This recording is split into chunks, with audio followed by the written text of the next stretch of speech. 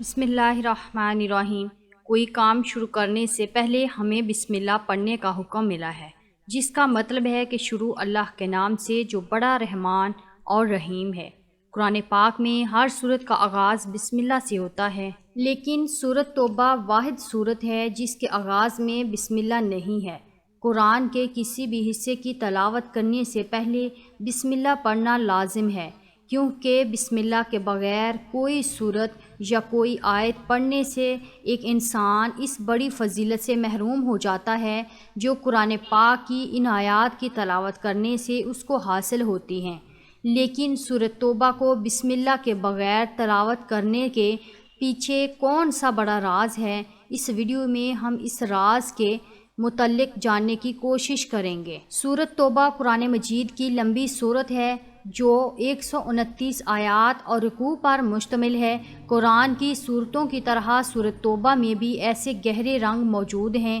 جنہیں اگر ایک انسان نے جان لیا تو یقیناً اس نے کامیابی حاصل کر لی۔ لیکن سورۃ توبہ اور ان کی باقی تمام سورتوں میں ایک واضح فرق یہ ہے کہ اس کے آغاز میں بسم اللہ نہیں ہے۔ یہ سورت دو ناموں سے مشہور ہے، ایک الف ت توبہ اور دوسرا البرات۔ توبہ اس لحاظ سے کہ اس میں ایک جگہ بعض اہل ایمان کی قصوروں کی معافی کا ذکر ہے، اور البرات اس لحاظ سے کہ اس کے آغاز میں مشرکین سے بری الزماں ہونے کا اعلان ہے۔ توبہ کا مطلب گناہوں کی تاریکیوں سے خود کو روشنی کی طرف لانا ہے، وہ روشنی جس میں اللہ تعالیٰ کا خاص انعام ایک انسان کے لیے موجود ہوتا ہے، اور جس کو توبہ کرنے کی طاقت ملے تو اصل میں وہی شخص کامیاب ہوتا ہے، بشرط یہ کہ وہ اپنی توبہ پر مرتے دم تک قائم رہے۔ نفس کے خلاف جنگ کرنے کو اللہ تعالیٰ کے رسول صلی اللہ علیہ وسلم نے سب سے بڑا جہاد قرار دیا ہے، کیونکہ نفس کے خلاف کوشش دنیا میں سب سے مشکل کام ہوتا ہے، اور جو نفس کو قابو کرنے میں کامیاب رہا تو پھر اسے دنیا کی کوئی طاقت اللہ تعالیٰ کے احکاموں کی تکمیل سے نہیں روک سکتی۔ جو لوگ گناہ کے بعد ندامت محسوس کرتے ہیں اور اس گناہ کے بعد وہ اس طرح بے چین ہونے لگتے ہیں جیسے کہ یہ پوری دنیا ان پر تنگ ہو گئی ہے، تو تب وہ اللہ تعالیٰ سے جب اپنے گناہ کی معافی طلب کرتا ہے تو اللہ تعالیٰ اس کی توبہ قبول کرتا ہے۔ اس حالت کو سورۃ توبہ میں نہایت خوبصورت کے بیان کیا گیا ہے، جس کی ایک آیت میں ان تین افراد کا ذکر ہے جو حضرت محمد صلی اللہ علیہ وسلم کے ساتھ غزوہ تبوک میں شدید گرمی اور کٹھن سفر کی وجہ سے شریک نہیں ہوئے تھے۔ پھر جب اس غزوہ سے آپ صلی اللہ علیہ وسلم واپس تشریف لائے تو وہ تین افراد آپ کے پاس معافی مانگنے پہنچے تو آپ نے ان سے بات کرنے سے انکار کر دیا، یہاں تک کہ ان کے خاندان والوں نے بھی ان کے ساتھ بول چال بند کر دی۔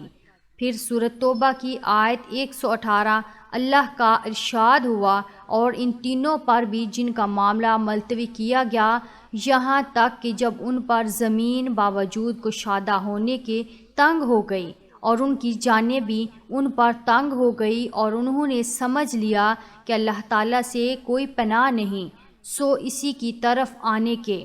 پھر بھی اپنی رحمت سے ان پر متوجہ ہوا تاکہ وہ توبہ کریں۔ بے شک اللہ تعالیٰ توبہ قبول کرنے والا بڑا مہربان ہے۔ یہ قرآن کی واحد سورت ہے جس کے آغاز میں بسم اللہ نہیں ہے، اور اس کے بارے میں مفسرین کی رائے ہے، جن میں ایک یہ کہ حضور صلی اللہ علیہ وسلم کی عادت مبارکہ یہ تھی کہ جب بھی کوئی آیت نازل ہوتی تو آپ صلی اللہ علیہ وآلہ وسلم صحابہ کو بلوا کر اس آیت کو جس جگہ جس صورت میں لکھنا ہوتا تھا اس آیت کو لکھوا لیتے ہیں۔ لیکن یہ آیتیں جنہیں سورۃ توبہ کے نام سے جانا جاتا ہے، ان کے متعلق حضور صلی اللہ علیہ وآلہ وسلم نے کچھ ارشاد نہیں فرمایا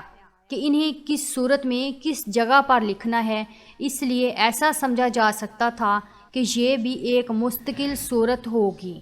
تاہم سورۃ انفال کی آخری اور سورۃ توبہ کی ابتدائی آیات کے مضامین میں مناسبت پائی جاتی ہے۔ دونوں صورتوں میں مناسبت کی وجہ سے سورۃ توبہ کو سورۃ انفال کے بعد رکھا گیا۔ دوسری طرف جب ایک سورت کو دوسری سورت سے علیحدہ کرنا ہوتا تو بیچ میں بسم اللہ لکھی جاتی تھی تاکہ یہ معلوم ہو کہ دونوں صورتیں الگ الگ ہیں، لیکن سورۃ توبہ کے شروع میں بسم اللہ لکھوائی نہیں گئی تاکہ پہلی والی سورت کے ساتھ اس کا تعلق ہونا سمجھ میں آئے، اور چونکہ یہ بات واضح نہیں تھی کہ سورۃ التوبہ الگ سورت ہے یا سورۃ انفال ہی کا جز ہے، اس لیے دونوں پہلوؤں کو مد نظر رکھتے ہوئے جب حضرت عثمان رضی اللہ تعالیٰ عنہ نے قرآن کو جمع کیا تو اس سورت کے شروع میں بسم اللہ نہیں لکھی گئی اور اس سورت سے اس کو الگ بتایا گیا تاکہ دونوں صورتوں کو ایک ہی نہ سمجھ لیا جائے۔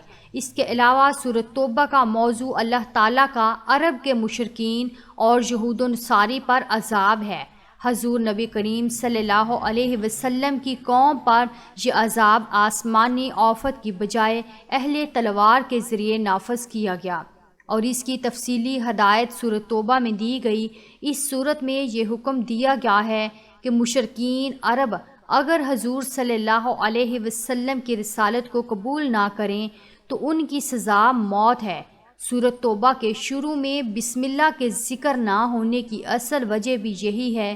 کہ سورۃ توبہ میں قہر و جلال اور منافقین پر غیظ و غضب اور ان سے بیزاری کا ذکر ہے، اور بسم اللہ الرحمن الرحیم میں رحمت کا بیان ہے، اور رحمت کے ساتھ فوراً زحمت کا ذکر مناسب نہیں۔ ایک روایت میں یہ بھی ہے کہ اس سورت کے شروع میں بسم اللہ نہیں لکھی گئی، تو اس کی اصل وجہ یہ ہے کہ حضرت جبرائیل علیہ السلام اس کے ساتھ بسم اللہ لے کر نازل نہیں ہوئے تھے، اور نبی کریم صلی اللہ علیہ وسلم نے بھی بسم اللہ لکھنے سے منع فرمایا تھا۔ دوسری طرف کچھ علماء یہ مثال دیتے ہیں کہ اگر کوئی چور بازار میں آپ سے پرس چرا کر بھاگ جاتا ہے تو جب آپ اس کو پکڑیں گے تو آپ یہ نہیں کہیں گے کہ بسم اللہ الرحمن الرحیم، بلکہ آپ ڈائریکٹ چور سے کہیں گے کہ تم نے میرا پرس چرایا ہے، میں تمہیں چھوڑوں گا نہیں۔ سورۃ توبہ کے ابتدا میں بسم اللہ نہیں، کیونکہ اللہ تعالیٰ ڈائریکٹ کافروں سے